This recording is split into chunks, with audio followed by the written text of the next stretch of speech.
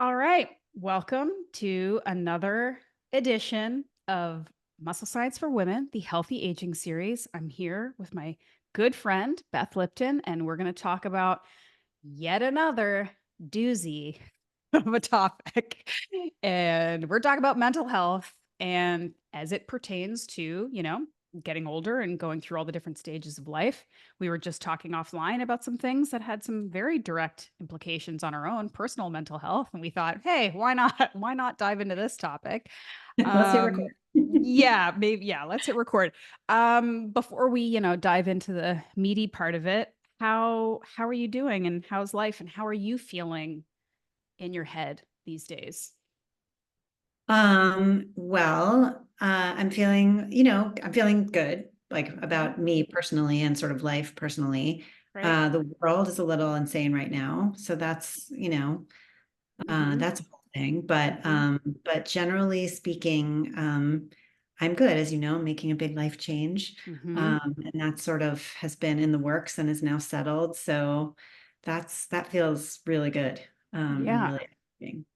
And we can, I mean, talk about it a little if you want, but I think, and again, we can edit anything out that you don't like, but generally speaking, we're talking about a bit of a career change. Yeah.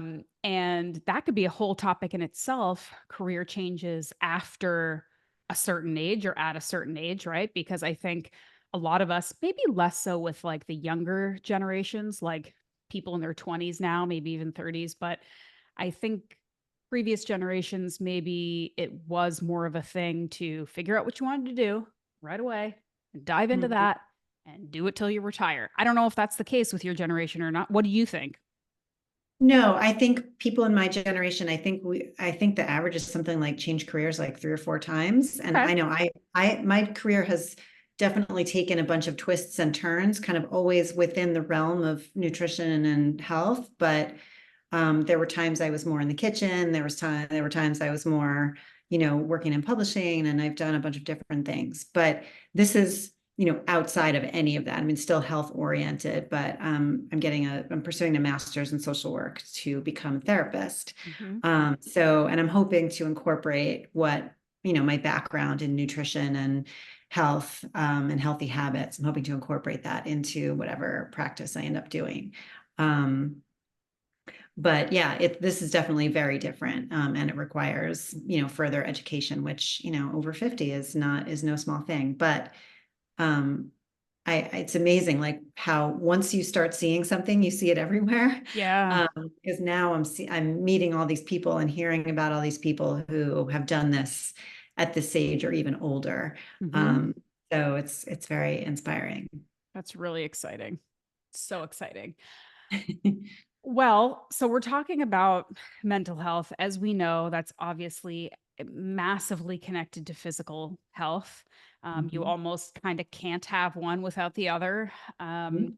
and I think it's interesting to sort of dive into how it changes potentially as we kind of go through different life stages. And it's not even necessarily age, I don't know, so much as what's happening, what typically is happening in our lives at certain ages. So it's not like your mental health dives at 40 or it's so good at this age or whatever. It's more about like what is generally happening with people in their 40s, what's generally happening with people in their 50s, and then how is that impacting the mental health side of things, right? Because it's not so Well, black and actually, I white. mean, but actually, your hormones do affect your mental health. I mean, perimenopause and menopause, the change in, estrogen and progesterone makes a huge difference in your mental health.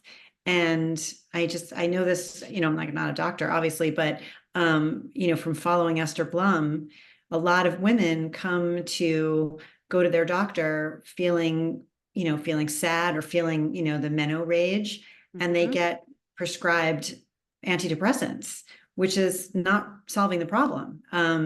I mean, antidepressants can help with hot flashes, as I understand it, but like that's not you're kind of putting a band-aid on like you're putting a band-aid on a wound that's over here. Hmm. So I do think that there are physical components to those changes, along with what you're going through in your 40s and Hmm. 50s, with like being in the sandwich generation, if you are dealing Hmm. with raising kids and managing aging parents, and maybe you're at a point in your career where things are getting really intense, like you're at your highest point in terms of like climbing the ladder or whatever. Hmm. Um, so I think it's both. I think it is what's happening externally, but there's definitely a physical component too.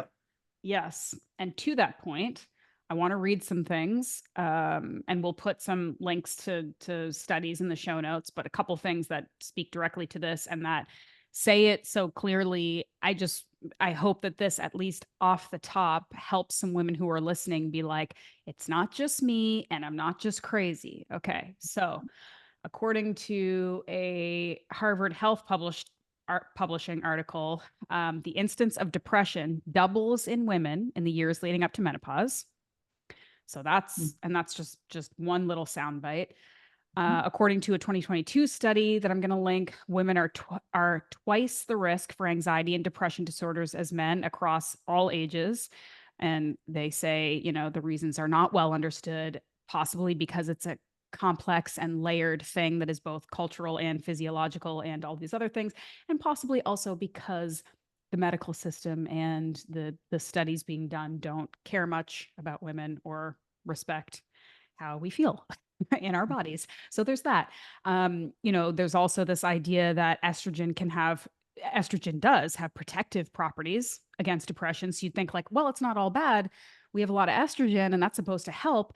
It's less about what sex hormones we have, and it's more about the fact that women have such fluctuating ranges of all of these hormones throughout our life cycle that can cause some impact. So I want to read this. This is like a whole thing. This is not me. I'm going to start with quotes and then end with quotes. And this is like a PubMed article that I'm going to link. Says in quotes, so in discussing sex differences in depression risk, an often overlooked fact is the gap in depression rates between men and women, which is apparent during the reproductive period. For puberty, the risk of depression is very similar or may even be higher in boys than in girls. The female bias in depression rates is first noted with the onset of the menstrual cycle in girls when sex hormones start fluctuating across the cycle.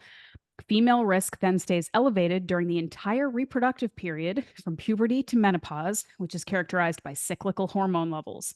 The risk increases further during perimenopause, which is characterized by the most extreme hormone fluctuations.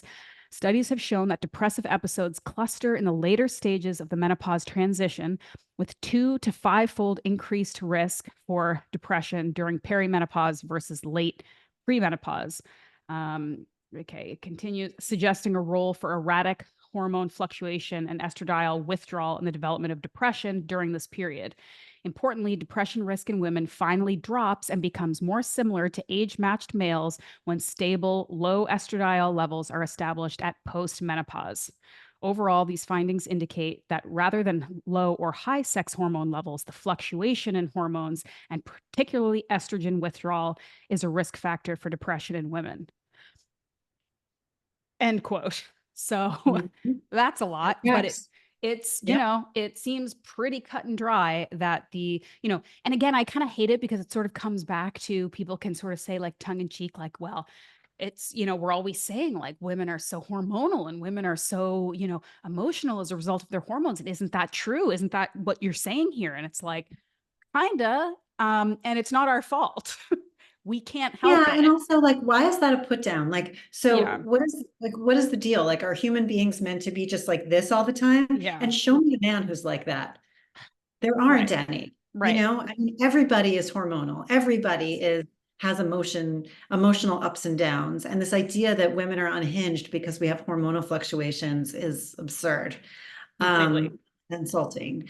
Yes. So even people who have like extreme PMS and stuff like that, like you probably know you have it and there are ways you can manage it. So Mhm. I don't know. There have been plenty of successful matriarchal societies on this planet over the millennia that we've been here, and they were arguably more successful than the patriarchal ones. So, and Yeah. they all got their period. So, Hmm. um, I just think that whole thing is ridiculous. Maybe we Um, should test some more out. I don't know. Maybe it's worth a shot. Yeah. Yeah. Yeah. And I mean, who's starting all the wars and who's, like who's doing all of that? It's Hmm. not the women. No, So, it's a very good point. It's a very good yeah. point. Since we're starting kind of again, sort of general, and then we'll drill down. Another thing that I did because I'm trying to get hip with the technology and the cool kids is I went on, you guessed it, Chat GPT, and I said, what are some things that women should do? I think I said over 40 to optimize their health in order to, I don't remember what exactly what I wrote, but to support their mental health, to best Mhm. support their mental health.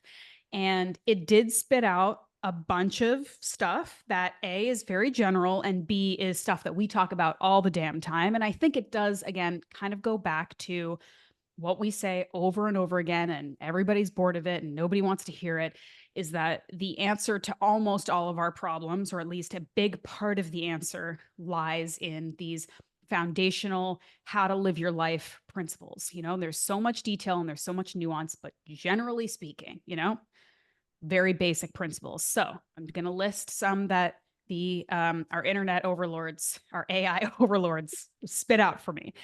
So stay physically active. Obviously, this can boost your mood, reduce anxiety, all of that stuff.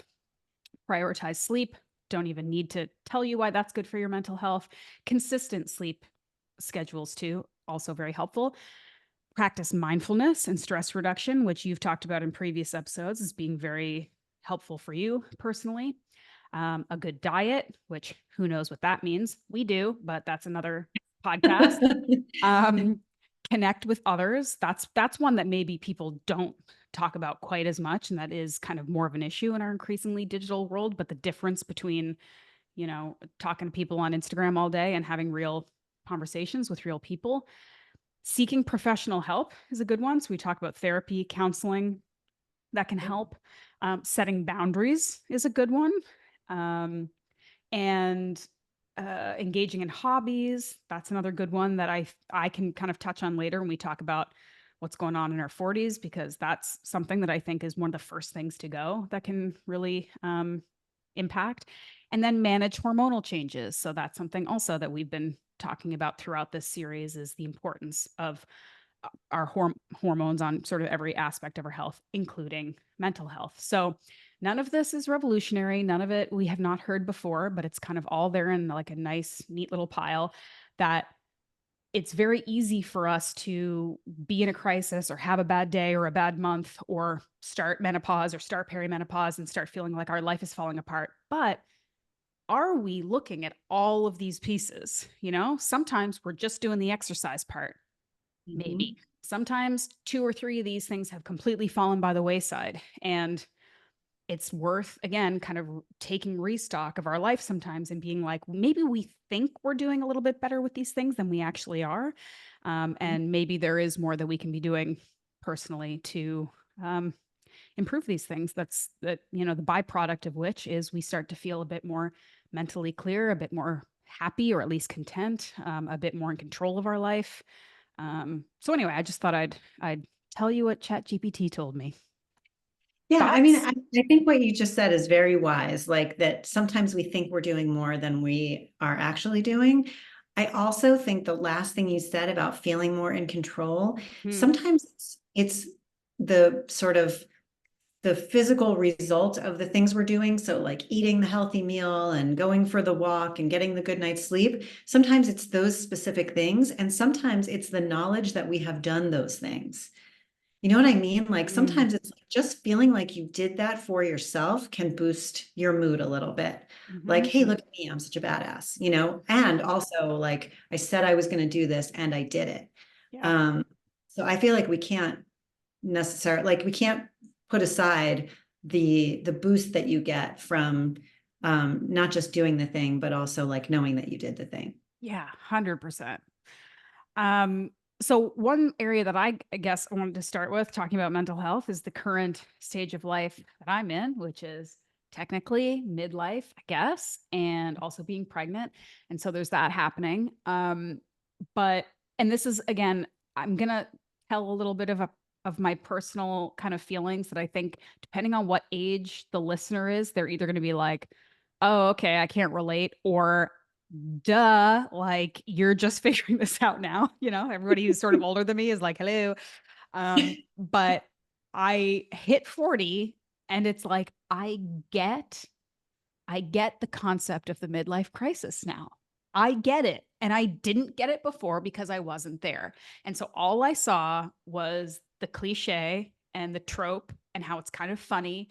And people who are not there yet think of midlife crisis and they think of some guy buying a sports car, or they think of Right. somebody leaving their family for somebody 2 decades younger or whatever. Right. And they're like, that's hilarious. People just go crazy in their midlife. And now that I'm in my midlife, I'm like, I get it. I understand.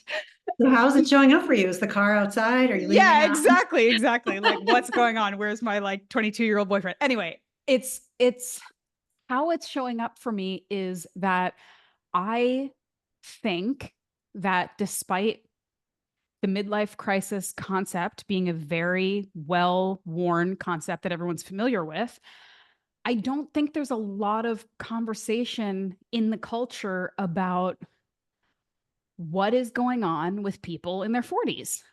And again, or I missed it, or I missed it because I always felt like I'm a curious person. I'm a person who's out there, who asks questions, who does their research, who wants to know things. And I've always felt pretty informed about every stage of my life, what to expect, generally speaking, what could happen, what might not happen, what you might be interested in doing in this time of your life, whatever.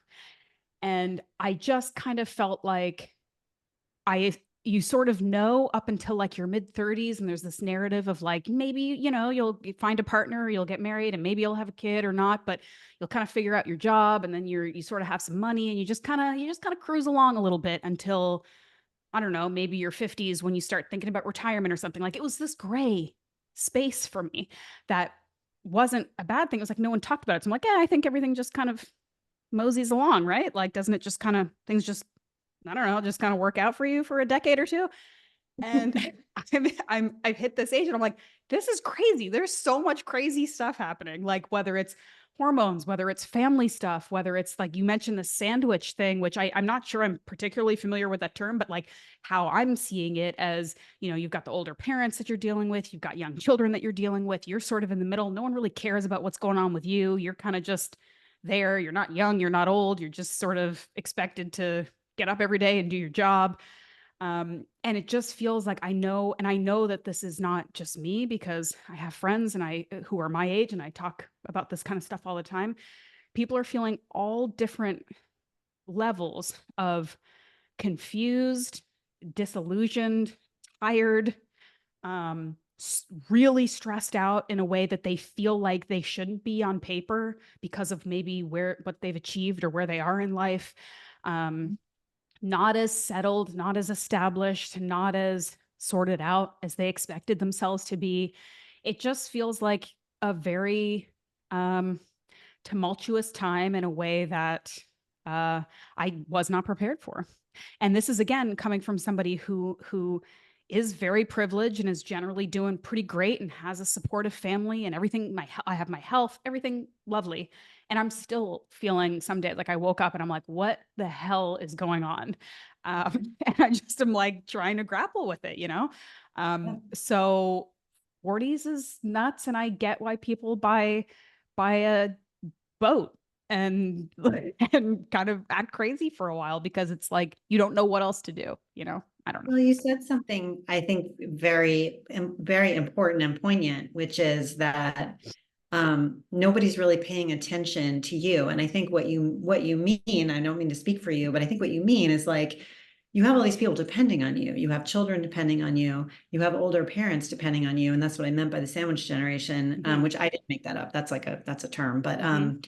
but those people all need you, and there's nothing wrong with those people needing you, but it does really sideline what you need. Mhm. Um, and I don't have any solution to that. It is a very challenging time. Um, the only thing I can say in terms of like, words of wisdom, which I don't know that they are, to is that it's up to you to grab the moments that you can to take care of yourself, Mhm. um, to not have the inner dialogue in your head that everybody else's priorities are always more important. There are going to be moments where they are. There are going to be moments where your child is crying and needs your attention that minute and you can't take a bath or you can't Mhm. whatever. Unfortunately for most of us, there are going to be moments where you have an older parent who is dealing with some kind of an issue and you have to jump on it and deal with it. But there are also moments where those things aren't happening, and they may be few and far between, but when they happen, you really have to grab them for yourself and carve out that space for yourself, even if it's literally 2 minutes. Yeah. And let yourself have that to kind of like put the oxygen mask on yourself a Yeah. little bit, Yeah. I mean, and the thing that, you always hear, like the cliche, you can't pour from an empty cup, but it's really true. Like, if you or anyone listening, if you do have those moments of guilt of like you're doing something for yourself and you should be doing this or that for someone else, you just have to remember that, like, you can't show up for other people the way you want to if you're depleted. Like, you really, if you're not going to do it for yourself, do it indirectly for the other people that you're in service of at this time of Mhm. your life. You'll Mhm. do much better. You'll be a much more patient parent. You'll be a much more patient, adult child if you've given yourself a few minutes to do whatever it is you can do to take care of yourself, even if it's like walking outside for 5 minutes Yeah. and taking a deep breath or whatever. I mean, if you can get Yeah. a weekend or whatever, great. But like, for a lot of people, it's as simple as just like taking one deep breath. Yep. Really Yep. give that to yourself, and recognize that you are not able to be the center of your life in the way that you were previously. And that's really hard. Yeah. Yeah, that's it. And I think I don't know if again generational stuff makes a difference, but I'm of a generation, I think you are too.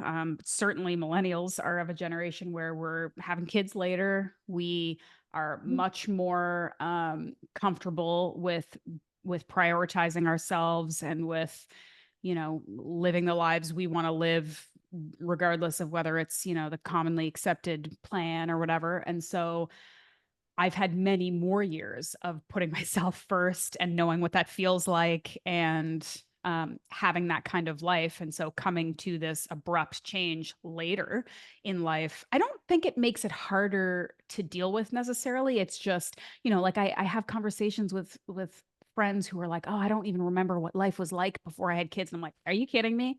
I remember very clearly. I remember I had so much time. I read so many books. Oh my goodness, the luxury. Like I remember it very clearly.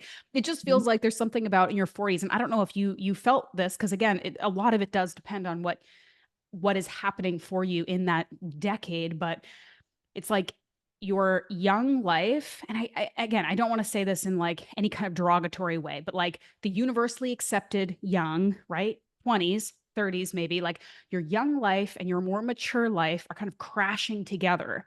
And you're sort of left trying to pick up the pieces of like your sanity and your identity. Because you're like, things are definitely different. I definitely am not doing the same things. I don't necessarily feel the same way. I maybe don't look the same way. I have different priorities, but I still kind of am trying to, I don't know, maybe hang on to some of that identity. And how do I know what to let go and what not to, it's just all very much that. And it's, yeah, it's kind of a lot, but, And yeah. I think if you look at my situation, I'm on the other side of it, right? Like, I mean, you were there, you saw me go through it. I had a small child and a sick parent who I was totally responsible for, financially and otherwise. And I mean, my brother also contributed, but he lives far away. So he helped out financially, but I was like boots on the ground. And she had a terminal illness that went on for almost 2 years and was very ill before that. So and also worked a full-time job and all of it. Have a husband with a very unpredictable work schedule. So I think in a way, like what I'm doing now is not almost, is a reaction to all of that, right? Like Mm, that took so much energy and so much focus. And it was, 99% on other people. My kid, my mother, my clients, and then sort of like zoom out, my spouse, my friends, like Mhm. But there was very little focus on what I was doing, and that is fine. That's, I'm not sad about it, but it's very intense. Now it's years later. My kid is a sophomore in high school, almost grown up. My parents are both dead, and there's none of that. All of that is gone. Like, how much responsibility I had for other people is less and less. Mhm. Um, and so now it's caused me to look around and go like, well, what are the next 20 years going to look like? Mhm. Because I figure I got at least another 20 to be, really on working. Um, and what I found is like what I'm doing isn't enough. It was enough when I was, Yes. when I was in the middle of that. So all I can tell you is that it feels right now like you're always going to be where you Mm. are. Oh, your children are always going to be tiny and dependent on you. And Yeah. you're always going to be sort of in this mire. And you have to just know that someday you won't be. Mhm. Yeah. And I can't tell you Yeah. what that is, but you Yeah. know, I think that's very important. And it's funny because that was the next thing as I was going to say. I was having conversation with, my husband when we were maybe having some stressful moments recently. And thinking that one of the ways to get through this is to know that it isn't forever in both a good and bad way. Like it's not going to be this stressful and sometimes miserable as it is now. And also we are that annoying thing that people love to tell you about, like enjoy this now because you won't always have it. But yeah, also that, because yeah, there will be times that we will really really miss what we're experiencing right now. And I think it goes back to bringing it back to health is being able to have those conversations, being able to have that understanding. It doesn't have to change how you feel in the moment, but just knowing that nothing is permanent and forever. And in the context of that and knowing that you will have more time and less time, you'll be able to prioritize yourself more or less depending on what's going on. But there are still these other things that are always humming below the surface. And to your point earlier of you can always take 30 seconds to take a breath. You can always choose to maybe eat more protein than sugar at your next meal. You can always, step outside for a minute, um, those are the things that help carry you through to the, next time that you can really sit and take a breath and take stock and have things be calm or whatever. So, and um, in the mental, yeah. along the mental health line that we are talking about today, yes, aside from remember that there are things happening right now that you will look back on, I mean, like looking back on your children being small, my mom, it was a lot of work taking care of her, but now she's gone and I miss her every single day. Hmm. Um, so yeah, there's definitely a lot of joy to be found in wading through the like everyday muck that Hmm. you're wading through. Hmm. There's a lot of joy and a lot of like great things happening during all of that, as intense as it is. But I think in terms of mental health, and especially women, we tend to, I think part of the reason why we tend to get so depressed and why this is such a hard thing is because we're so hard on ourselves. We're always not doing enough. We're not doing enough for our kids. We're not doing enough for our parents. We're not good enough at work. Like whatever it is, we're not taking care of ourselves well enough. Like whatever it is, we're so hard on ourselves. And we expect ourselves to be sort of superhuman, and it's just not possible. And you have to just, I hear my mother's voice in my head sometimes saying, when I'm thinking like I'm not doing this or that for my kid, she always used to say, like, the most important thing you can do is love your children. Hmm. That's the best parenting advice I can give you, is just love your children. Hmm. And I think to myself, well, maybe I didn't do this today, or maybe I didn't do that today, but my kid knows I love her, Hmm. and that's not nothing. So I feel like, to people listening who are in this stage of life and feeling like you're drowning or feeling like overwhelmed, which is totally understandable, um, give yourself the gift of looking around and recognizing all that you are doing instead Yeah. of constantly, whipping yourself for what you think you're not doing. Yep. Yep. Yeah. I like it. Another thing I wanted to kind of point out in the research that I was doing, I just mentioned how I feel like this sandwich generation, those of us sort of in the middle, we are a bit of a forgotten entity a little bit. But one thing that I thought was really interesting is that senior people, and I'm going to say even in this case, like it's mentioned here, I got to find the numbers, but it's actually like 75 and over, but also kind of starting around 60, are actually much more likely to be depressed and Mm. as an age group, and they are some of the most understudied when it comes to depression and anxiety and stuff like that, which again goes back to maybe some cultural values and like how much we care about certain groups of people. You hear a lot about, and rightly so, about teens and depression and anxiety, and maybe young women, and then there's this kind of conversation coming out now about men and young boys and not having support systems and all of this stuff. And that's all incredibly important to talk about. But I was surprised in reading this that, let me see if I can bring up some of these. So another study, older adults 75 and over have the highest rate of suicide of any age group. And this often it's contributed like declining health, right? So people just kind of being maybe chronically ill or in pain or whatever, but also isolation, things like that can contribute to it. Um, where was the other thing I wanted to read about 60 and over, if I can find it again? Um, yeah. Anyways, just what I said, 16 over, the most understudied group when it comes to depression and mental health. And because we are all generally, maybe this is changing now with some of the health issues that are coming out, but we're all living longer too. So this is a bigger group of people that this is a significant issue that maybe is being understudied or, you know, not looked at enough. And then it goes back to what we were talking about, is things like social connection and improving health so that people don't just live longer, they're healthier longer, right? This stuff is really, really crucial because people are living a very long time now. And because of modern technology, more than ever, people are having a lifespan that it, in lots of cases, unfortunately, drastically um, outlives their health span. So there are Mhm. 10, 15, 20, whatever years at the end where maybe their health is very poor, maybe their mental health is very poor, but they're able to be alive because of technology and medicine and things like that. So this is something that's coming up too, because it's like, this is what we all have to be prepping for. This is, we've talked about in previous podcasts about some of the stuff that we're doing now is for our 80-year-old selves. Some of the choices that we're making health wise is for our older selves, because we want to have a health span, not just a lifespan, right? Absolutely. Yeah. Yeah.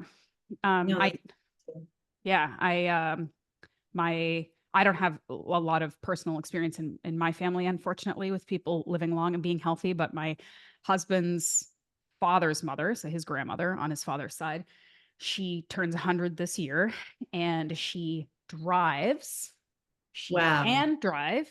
She is on, check this out, zero medication. She lives in a like low sort of assistance sort of condo place, like basically a senior residence, but like, very low help. She is also one of the most positive people I have ever met. And she's just this crazy, and I wish it wasn't such a wild example, but I'm just like, man, whatever she's doing, if we could Mhm. all just do it. And I know that she's an outlier and that it's not quote unquote normal for someone to make it that long and be in the kind of mental and physical health that she's in, but it does give me a little bit of hope, that we can all kind of tend trend that way. She's so happy and she's so grateful for her life and she enjoys her life and she's healthy, and it's incredible. That's amazing. That is Yeah. amazing. I Yeah. mean, I think my in-laws are like that. My father-in-law is 80, 86 or 87, and my mother-in-law is like 83 or 84. And they live in Mexico. They've lived there for 20 years. They don't speak any Spanish. Um, um, but they're in great health, both of them. They have little things here and there, but like generally speaking, they're in fantastic health, not on medications, no sort of chronic illness. They live in a house on their own and they have like an incredible community. And I really think that the community part is huge. I mean, they take great care of themselves and they always have. But I think a lot of it is like every time you call them, they're like, oh, we can't talk now. We're going off to our theater club or we're going to our book club or whatever. We're going out to dinner with our friends. And they have a great life. They really do. Yeah. And I feel like that to me is like the definition of success. Yeah. Um, Yeah. and we were saying health span. And I really think that the community part is huge. Like that is one of the big differences between happiness and not, but also between good health and not. I mean, the Surgeon General of the US wrote a whole book about it, about the loneliness epidemic and Mhm. um, how it affects our physical health, right? Yeah. Like human beings are social animals. We're wired that way. Mhm. Thousands of years ago, if you were separated from the group, it meant you would probably die. So we have a Mhm. physical stress response to Mhm. not having community. Mhm. And as we have less and less of it, it's no surprise that we have, poorer and poorer health. Yeah. So Yeah, and I think it goes back to this, this concept of inertia, or this idea that, objects in motion tend to stay in motion, and so we just have to keep sort of moving forward. There's lots of research on health, and mortality when people retire, especially when it's jobs that were maybe really high intensity, high stress. I mean, people like leaving like jobs with the police after they've worked there for 40 years or whatever, things like that. But any kind of job where it's been your identity, it's been your reason for getting up and going and talking to people and having purpose for so many years, and then that's over and it's not replaced with something else. I think that's something to think about. But yeah, just this like one foot in front of the other kind of thing, Alex's parents are very much this way. They've been retired for a while, but they're some of the busiest people I know, to the point where sometimes I'm like, guys, chill out a little bit. That's another kind of personality quirk, but it's yeah. they see it as it's something that keeps them having energy and keeps them going. And the longer you stop, the harder it is to get started again. And I'm even just Mhm. thinking about the example of like my dad, who I'm not overly close to. I don't see him a ton. But he's an older gentleman and he turned 80 this year. And he did visit recently. And when I was younger, I saw him taking care of his health in a way that even at times people were like, hey, check this like nerd over here taking supplements and like eating whatever. And we just thought it was kind of a quirky thing that he did. And he's just sort of always paid attention to what he ate. He's always kind of exercised daily. He's always just cared about this stuff. It was never anything overly intense or obsessive. And now he's 80 years old and he's going for walks up hills, steep hills with me, and going for bike rides. And, he can get down on the floor with his grandkids. And it's like, that's a pretty impressive It thing. And is. it's just because it's one foot in front of the other forever. Mhm. Um, and so that is again, that's a hopeful thing for me, because it's not like you don't have to be perfect and you don't have to be hardcore. You just have to kind of do good things most of the time, consistently, forever, which you should want to Yeah. do anyway. Yeah, and I don't mean to get like all woo on you, but I feel like some of what you're talking about is about like self-love, Mm, like basically doing it for yourself, like mm, being willing to do things for yourself for no other reason except that it's for you, yeah, because it makes you feel good. And I feel like it's easier for men to do that. They're sort of socialized that they should be doing that. And I think we are socialized less so. Like we're more socialized to be in service of others. And there's nothing wrong with that. And there's nothing wrong with being in service of others. But um, I don't know. I know I talked a little bit about this, about prioritizing yourself, but even I was talking about it in a way that was like, do it because you'll be able to serve others better. And that's mm, fine. hmm, Um, but I also, yeah, I also think that some of it, as we're talking about it, and as you're talking about your dad, I'm thinking like, yeah, hmm, maybe we hmm, should just do it just for ourselves, for no other reason. yeah. Yeah, it's really true. I mean, again, this could go down so many different rabbit holes, but I do still think that we have a global culture that is not comfortable with women just doing things for themselves because it feels good. Yeah, we're not really comfortable with that at all. We we're don't not. like the idea of, and it's not, maybe this isn't even the right word, but the concept of a selfish woman does not go over well in any place or time. Whereas the concept of a selfish man, I mean, the word selfish is inherently negative, and no one wants to be described as selfish, but we really accept it in men a lot easier, and we forgive it a lot easier, and we understand it a lot easier. And women who just want to do things for themselves because they want to and because it feels good and it makes them feel fulfilled, we just, yeah, we have a much harder time with that, both internally and as a culture. Um, and I'm that reading a sucks. book right I'm reading a book right now that I think you would really like and the listeners would really like. It's called On Our Best Behavior. Mm. Um, I don't know the author's name Write offhand, this but down. maybe I can look it up and put it in the show notes.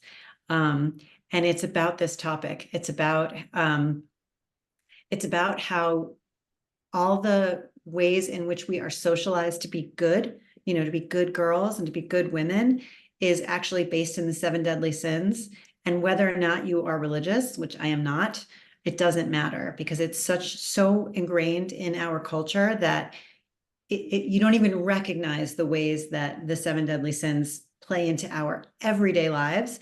And each chapter, the author goes into one of the sins Mm. and she talks about it at a macro level, but also makes it personal to her in ways that are so relatable. And this book is blowing my mind. Mm. But it's so sort of spot on to what you just said. Yeah. Um, and selfishness is it's not one of the sins, but it's definitely sort of weaved in there, like Yeah. how we're supposed to, why it's so hard for us to fight for equal pay, and why we have so much sexual repression, and like Mm. she just sort of goes through each one, and it's really incredible how what an interesting theory it is, and to me, it's just so right on so many levels. I feel like Um, that book would had a make great me so mad.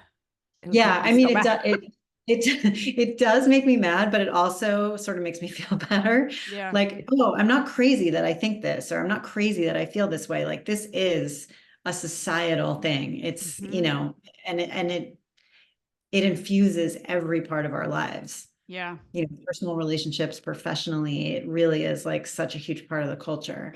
And once you see it, you can't unsee it. Yeah. So it doesn't mean that you change everything about your life, but it does make it a little easier to be, quote unquote, selfish. Yeah. Um, you start to see why you feel like you can't, and you realize that it's based on nothing. Okay, I like this. Definitely send me that book recommendation Mhm. ASAP. It's Um, really good. One thing I wanted to kind of touch on too, because we've been talking just about personal mental health, obviously, but also maybe dealing with or experiencing the mental health challenges of those around us or people in our lives and people that we maybe support or rely on or love or care about, which is a whole other massive complex topic. But I think that that's increasingly an issue that people need to be aware of, because it's not just about your own mental health. It's you're interacting with people every day who may also be suffering, and how do we help? How do we create boundaries? How do we know what to do or say or how to act?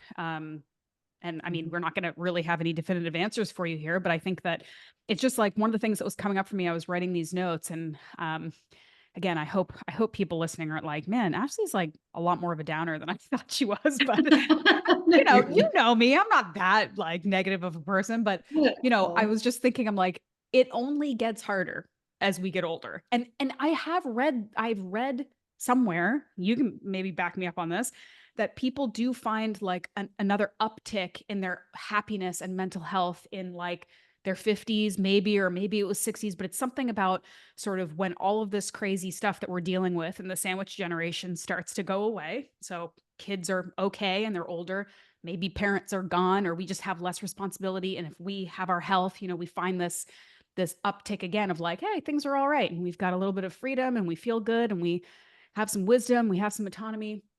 But also, every year that we are fortunate enough to continue and be alive and live in this world, we experience maybe tragedy, we experience maybe just sort of negative things happening in our life, in the lives of others, um, things happen that are beyond our control that we have to deal with. Things don't get easier. I think another thing that we thought when we were teenagers or in our 20s and we're figuring out life is like, once you're an adult and once you have money and once you find your partner and like it's all kind of just smooth sailing from there. And of course it's not, right? And so, how do we navigate not only our own changing attitudes or mental health through the life cycle, but also those around us? What do we do? How do we deal with it? How do we deal with it, Beth? What do we do? Here's the answer. Yes, please, right now. So obviously there isn't one answer to that question, but I don't know that it doesn't get easier. I think some things get easier. I don't think everything gets easier, but I do think, I mean, you know this because you're in your 40s now, like you know how to handle things differently than you did 10 years ago. And the more sort of stuff life throws your way that you then deal with, the more you're like, okay, you Mm, know, I got that. Like I figured that out. So I don't think it's easy ever, but I do kind of think it gets a little easier in the sense that like you start to realize that whatever it is, you'll be able to deal with it. I mean, I kind right. of feel like once you go through like some big things, um, you start to build that confidence in yourself. Yeah. In terms of dealing with the mental health of others, I mean, that is a huge topic. And I don't want to sort of go down this rabbit hole too much, um, but I mean, you know this about me. I was estranged from my father for 16 years and then he passed away. Um, he was mentally ill and it manifested in abuse, emotional abuse, not physical, but I reached a point where I was not willing to be in that relationship anymore. And it was a huge decision and a very hard one. And I feel like this is something we talk about a lot more now, but when I went through it, really nobody talked about it. Um, so sometimes that's the solution is to remove yourself when there's nothing else to be done. And I'm not encouraging anyone to do that necessarily. But if it is something that is part of your life, to the listeners, if this is something that is part of your life, a decision that you're trying to make, obviously nobody can make it for you. But all I want to say on that topic is that nobody has the right to abuse you. Nobody, Mm, not your parents, not your children, nobody, mhm. not your spouse, certainly. So that's just something to think about, that whatever is happening, if something is happening to you, remember that you have the right to stand up for yourself, and somebody who has displayed the same behavior over and over again is unlikely to change.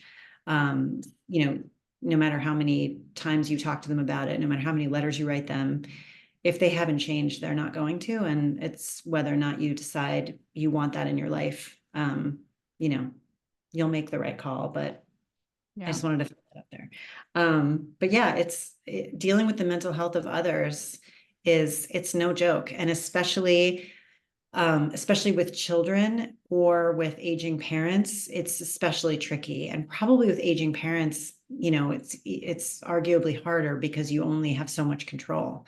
Yeah. Um, with kids, you can kind of like manage it somewhat. I mean, not always, but with parents, like unless they're really incapacitated, there's almost nothing. Like you can't force them to do anything. Right. So that's a real challenge. I just want to acknowledge I can't solve Yeah. that problem. But I just want to acknowledge Yeah. that is a real struggle and a real problem.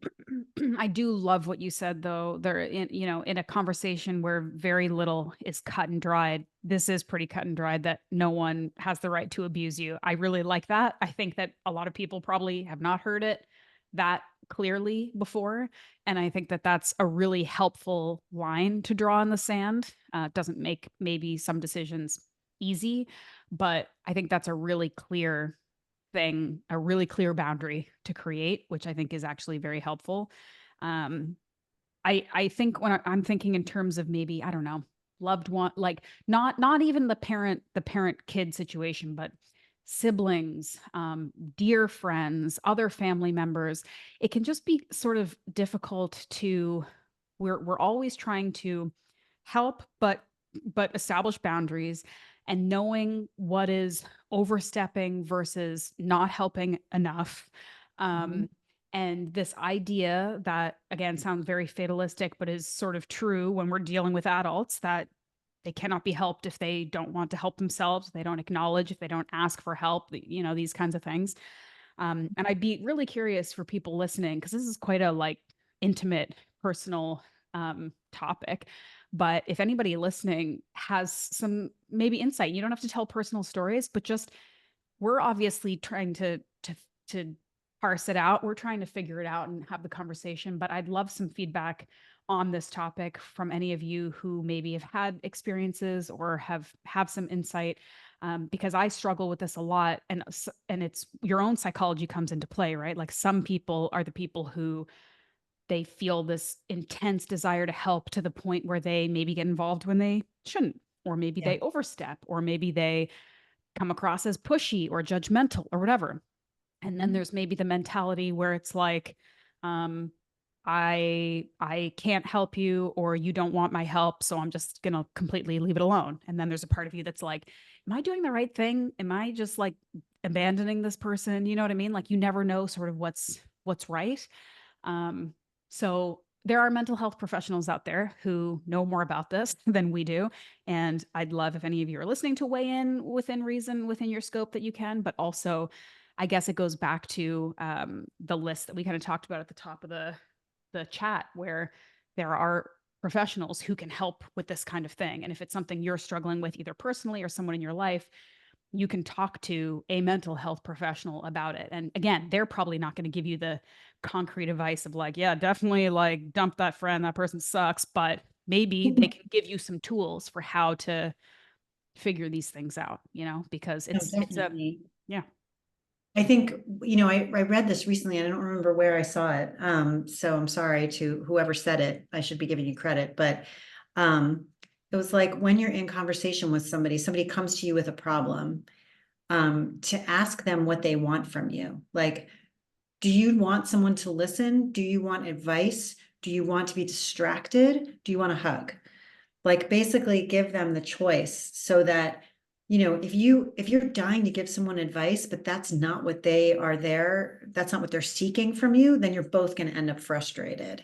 And if you're just listening and they desperately want you to give them advice, like same thing. Hmm. So just asking someone up front, like what is going to be most helpful to you right now, can maybe soothe that feeling like that you're being ineffective. Hmm. Um, and then also when you are the person seeking help from someone, kind of going into that conversation with an idea of what it is that you need, Hmm. so that the other person can help you. Um, That's a very good point.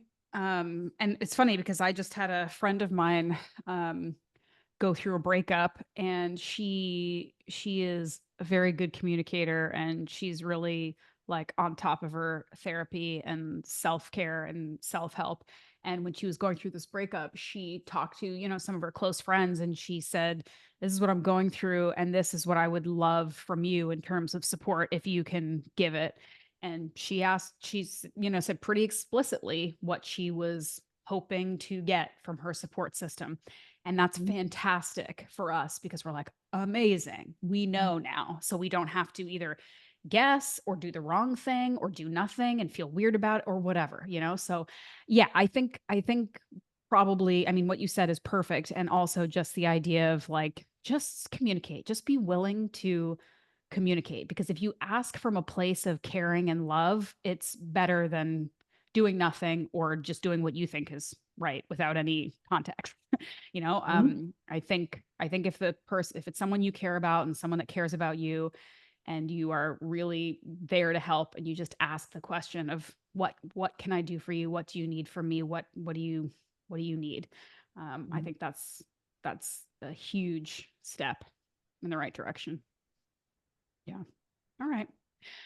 Well, I think we're getting pretty close to the end. I think one other thing I'd like to just sort of maybe address too for anybody listening is the idea of paying attention to your body and your mind's signals around um, mental health, right? Like we talk a lot about in other episodes about biofeedback and respecting what your body is trying to tell you, whether it's from a hormonal perspective or a rest and recovery perspective, like an overtraining perspective, nutrition, all of these things.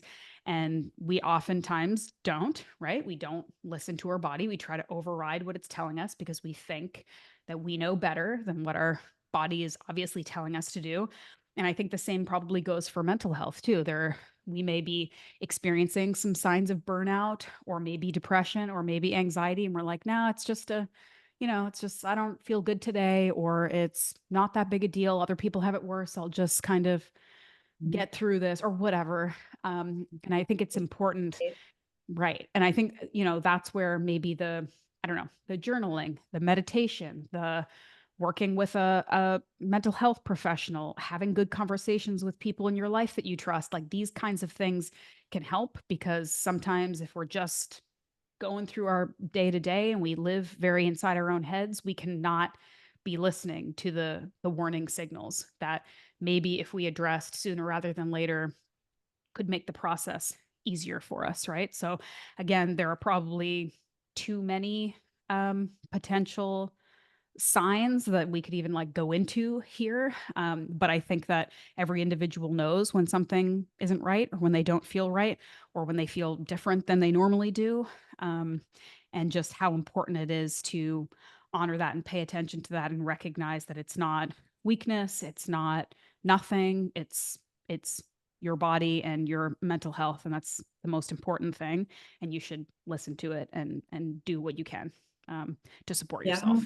what you just said too about how like, oh, it's not that bad compared to what other people are going through. That is such a that totally Problem. me. Yes, because I feel like we all do that. And whatever you're going through, it doesn't have to be the worst thing in the world in order to like earn you the ability to take care of yourself. You know what I mean? Like you don't Yes, have to be suffering from the worst tragedy in the world to acknowledge that you are feeling bad and you want some help. Um, exactly. so just because someone else has it worse doesn't mean that the way you are feeling doesn't matter. Yes, 100%. All right. I mean, listen, obviously scratch the surface here, but this was cool. This was like, I think, a very different conversation. It allowed us to get um, a little softer and deeper maybe than other conversations could have. I feel like if we keep doing this series, like eventually this is just going to be a personal therapy session that I'm going to have to put behind a paywall. But I hope that I'm sure that people listening can relate. I think that what we're talking about is universal, and that's the whole reason we're talking about it, because it's not just us that have these experiences or have these feelings. So, and because it's all a part of health, and that's what we talk about here, I think that this is at least as important as anything else that we chat about on the podcast. So, thanks for doing it with me. I appreciate you. Well, and thanks to everybody listening. And please do write in and share what's Yeah. happening with you. Anything, any feedback, any words of wisdom for others. Like we are Yes. definitely open to hearing from you. Yes, I would love that. So the email again is musclescienceforwomen@gmail.com. That's the number 4. And you also can reach out to us personally on Instagram. So your Instagram handle is, Cookie Pie 0402. and mine is the Muscle Maven. And we grudgingly use social media. So we are there and we will say hi to you if you reach out. That's it. Thank you for listening, and we'll see you next time. Thank you.